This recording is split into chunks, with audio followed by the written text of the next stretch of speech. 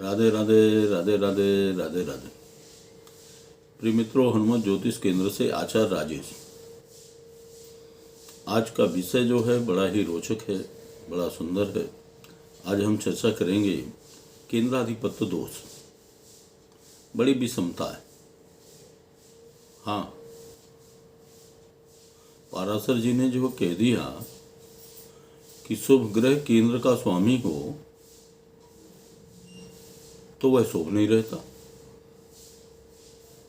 और अशुभ ग्रह अगर केंद्र का स्वामी हो जाए तो वह शुभ फल देता है। ये कैसी विडंबना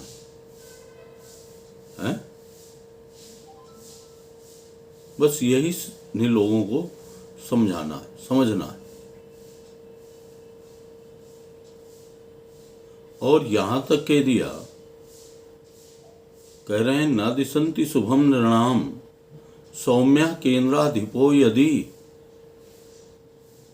यदि सौम्य ग्रह केंद्र का अधिपति हो तो वह शुभ नहीं रहता, शुभ फल नहीं करता।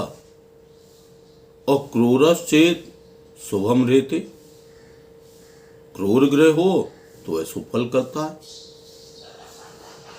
प्रबलश्चोत्तरोत्तरम, केंद्रों के उत्तरोत्तर वृद्धि से चतुर्थ से सप्तम, सप्तम से दशम, ये जो है अधिक फलदायी होती है। तो इसी विषय को समझने की आवश्यकता है। तो पहले तो हम ये समझ लें कि शुभ ग्रह कौन है और अशुभ ग्रह कौन है। तो शुभ ग्रह मेरे ख्याल से आप सबको पता होगा कि शुभ युत बुध, गुरु, शुक्र और पूर्ण चंद्र, ये शुभ कहलाते हैं। अशुभ क्षीण चंद्र, पाप युत बुध और सूर्य, शनि, मंगल, ये अशुभ ग्रह हो गए। तो इनके विषय में शुभ अशुभ की चर्चा हो रही। इनको केंद्राधिपत्य दोष जो है, शुभ ग्रह जो है, इनको लगता है। किंतु एक बात यह भी है कि यदि किसी की द्विस्वभाव लग्न हो तो द्विस्वभाव लग्न में जो है केंद्राधिपति ग्रह जो है बहुत कम भाग्यशाली व्यक्ति को बनाएगा, शुभ फल करेगा। कारण कि यहां केंद्र के स्वामी दो ही ग्रह होंगे, बुध और गुरु। आप देख लीजिएगा मिथुन लग्न से या कन्या लग्न से या मीन लग्न से स्थापित करके, ये द्विस्वभाव लग्न है। तो इनकी राशि केंद्र के अलावा कहीं नहीं पड़ी होगी। किंतु इसी में जो है अगर चर लग्न में किसी का जन्म होता है और कदाचित शुक्ल पक्ष हो तो वह इसकी अपेक्षा जो है अधिक भाग्यशाली होगा।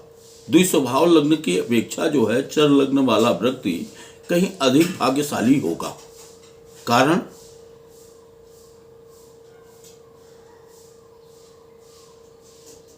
है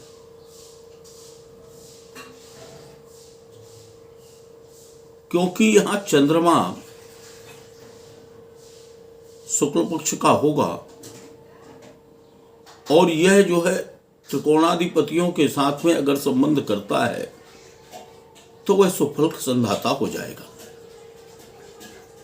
और आगे अगर चलते हैं तो स्थिर लग्न में अगर किसी का जन्म होता है और कदाचित कृष्ण पक्ष का जन्म हो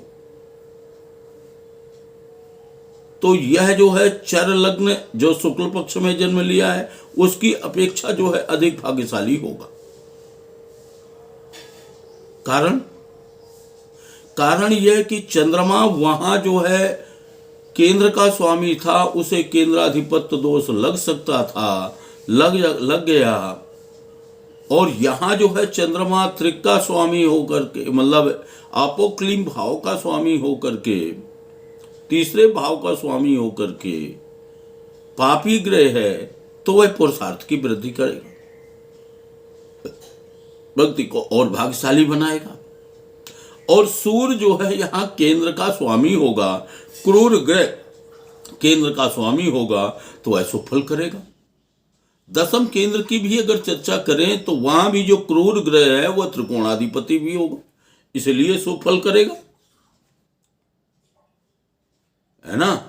इसी कारण से जो है यह बात कह दी गई है, पाराशर जी ने कहा है कि केंद्राधिपति हो करके यदि जो है शुभ ग्रह पणफर भाव में आकर के बैठे, पणफर भाव आपको पता होंगे 2, 5, 8, 4, और या अपोक्लिम भाव में आकर के बैठे तो यह भी आपको ज्ञात होगा 3, 6, 9, 12, तो वह शुभ फल नहीं देता। इसी में अगर नैसर्गिक जो है अशुभ ग्रह यदि केंद्र का स्वामी हो करके केंद्र में ही बैठे तो सुंदर, लेकिन यदि पणफर में बैठ जाए, अपोक्लिम भाव में चला जाए तो वह अशुभ फल नहीं देगा। हाँ, किंतु यह नहीं है कि यदि लग्न का स्वामी लग्न में हो तो वह शुभ फल नहीं देगा। हाँ, देगा। यदि जो है पाप ग्रह भी लग्नाधिपति होकर के लग्न में बैठे तो लग्न के लिए ही शुभ होगा, और वही पापाधिपति यदि दसमाधिपति हो तो दसम में शुभ फल करेगा, चतुर्थाधिपति हो तो चतुर्थ में शुभ करेगा, किंतु इनकी अपेक्षा कम करेगा। उससे संबंधित जो जीवन है या मन है वहां कहीं ना कहीं जो है तो दिक्कत पैदा करेगा।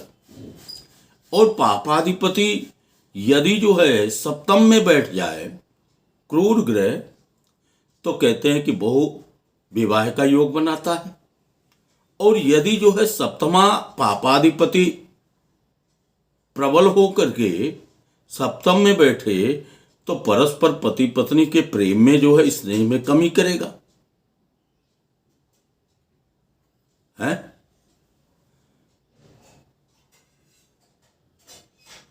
किंतु शुभ ग्रह केंद्राधिपति होकर के अगर जो है अपने भाव में बैठता है तो वह शुभ फल करेगा।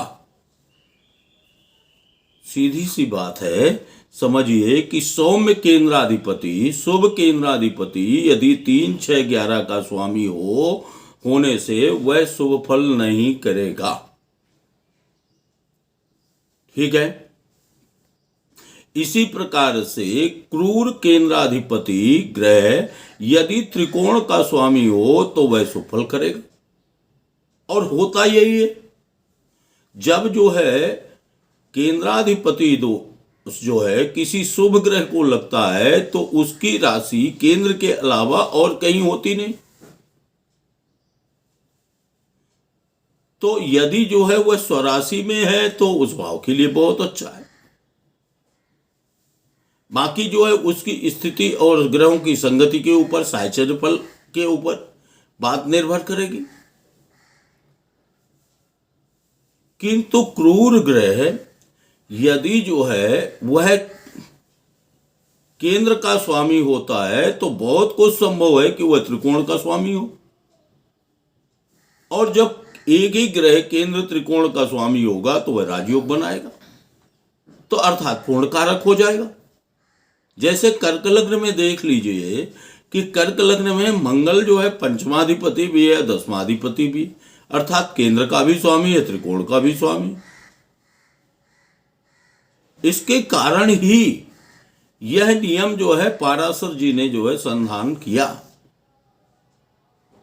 कि शुभ ग्रह यदि जो है केंद्र का स्वामी हो तो वह जो है शुभ नहीं रहता, अशुभ ग्रह केंद्र का स्वामी हो तो वह जो है तो शुभ फल संधाता होता है। शेष निर्णय जो है परिस्थिति बस आप देख करके विचार करके जो है तो निर्णय लें, और चाहे तो इन नियमों को लिख सकते हैं। जैसे जो है हमने अभी कहा कि यदि शुभ ग्रह केंद्र का स्वामी हो करके 3, 6, 11 का स्वामी हो तो वह शुभ फल नहीं देगा। शुभ फल नहीं देगा इसका यह मतलब नहीं है कि वह अशुभ फल देगा। जैसे केंद्राधिपति के लिए कहा गया, ऐसे किसी ने कहा कि फला व्यक्ति जो है तो दक्षिण में है, किसी ने जाकर के देखा वो दक्षिण में नहीं मिला। तो दक्षिण में ना मिलने का मतलब ये नहीं है कि वह उत्तर में है। हाँ, तो केवल जो है शुभ फल का निषेध किया है, अशुभ फल का निषेध किया है, ना कि यह कहा है कि वह जो है तो करेगा। तो इसे समझने की आवश्यकता, जब ऐसी कोई परिस्थिति होगी तभी जो है स्थितियां बनेंगी। जैसे सौम्य अधिपति, सौम्य केंद्राधिपति 3, 6, 11 भाव का स्वामी हो तो वह शुभ फल नहीं करेगा। क्रूर ग्रह यदि केंद्राधिपति हो और साथ में त्रिकोणाधिपति हो तो वह शुभ फल करेगा। क्रूर केंद्राधिपति यदि जो है 3, 6, 11 भाव का भी स्वामी हो, त्रिषणाएश भी हो तो वह शुभ फल करेगा। लेकिन क्रूर केंद्राधिपति यदि त्रिकोण का स्वामी हो तो वह शुभ फल करेगा। तो इसी विषय को समझने के मैं आशा करता हूं कि आप सब समझ गए होंगे। जय श्री राधे, जय श्री राधे। आप सबके जीवन में आनंद हो, मंगल हो। हमारे चैनल को देखते रहें, सब्सक्राइब करें, लाइक करें। राधे राधे राधे, जय श्री राधे।